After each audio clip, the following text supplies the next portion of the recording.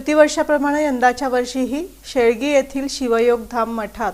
श्री वीरभद्रेश्वर यात्रा सोहळा उत्साहात पार पडला। प्रतिवर्षाप्रमाणे यंदाच्या वर्षीही शेळगी येथील शिवयोग धाम मठात परमपूज्य शिवाचार्य रत्न शटस्थल ब्रह्मी डॉक्टर जयसिद्धेश्वर शिवाचार्य महास्वामीजी यांच्या दिव्य सानिध्यात श्री वीरभद्रेश्वर यात्रा उत्सवाला 31 डिसेंबर रोजी सकाळी 7 वाजता श्रींना रुद्राभिषेक, हळदी लेपन, महाआरती करून सायंकाळी 5 ते 7 वाजेपर्यंत भजन संध्येनं सुरुवात करण्यात आली। बुधवारी 1 जानेवारी रोजी सकाळी रुद्राभिषेक, महाआरती आणि ध्वजारोहण, सकाळी 8 वाजता अग्निप्रदीपन, उत्सव मूर्तीची पालखीसह सवाद्य मिरवणूक दुपारी 3 वाजता शेळगी भागातून काढण्यात आली। त्यानंतर अग्निप्रवेश, महाआरती आणि महाप्रसादाचं वाटप करण्यात आलं। पाश्चात्य संस्कृतीचं अनुकरण न करता भारतीय संस्कृतीची जपणूक करावी असं आवाहन डॉक्टर जयसिद्धेश्वर शिवाचार्य महास्वामी यांनी या प्रसंगी केलं। शिवयोग धाम गौडगाव संस्थान शाखा मठाचे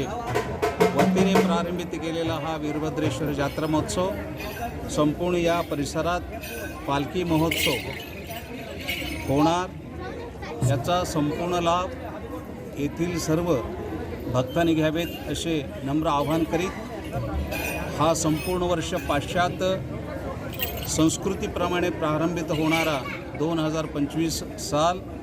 सर्व सद्भक्तांना सुख, शांती, समृद्धीचा आणि वैभवात जावो ही मी वीरभद्रेश्वर चरणी प्रार्थना करतो आणि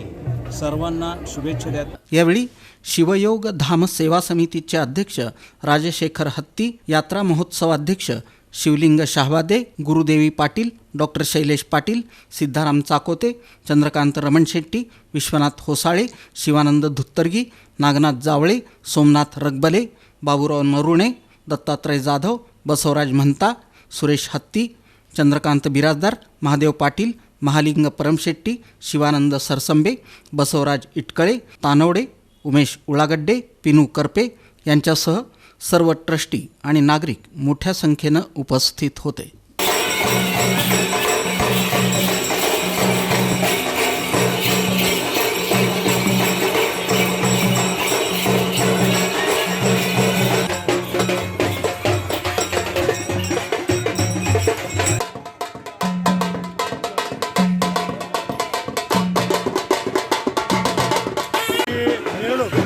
आता शिवगामपासून निघालेले आणि साधारणतः 2-2.5 तास या भव्य मिरवणुकीमध्ये सर्व भाविक भक्तांच्या घरोघरी जाऊन पालखीची पूजा, श्रीफळ अर्पण करून आरती करून पूजा केली जाते। ही परंपरा सातत्यानं पुढे वाढत जावी ही निश्चितपणाने यामागची भावना आहे। आजकाल जर पाहिलं तर पाश्चात्य संस्कृतीकडे वळणारी जी आपली लोक आहेत, या आजच्या तारखेचं या उत्सवाचं निमित्त आपण आपल्या डोळ्यासमोर ठेवून ज्या चुकीच्या मार्गाने आपण जात आहोत त्या मार्गाला न जाता आपलं जे खरं पवित्र मार्ग जे आहे त्या पवित्र मार्गावरती आपण सगळ्यांनी आक्रमण केलं पाहिजे, मार्गक्रमण केलं पाहिजे अशी मी आपल्याला या ठिकाणी विनंती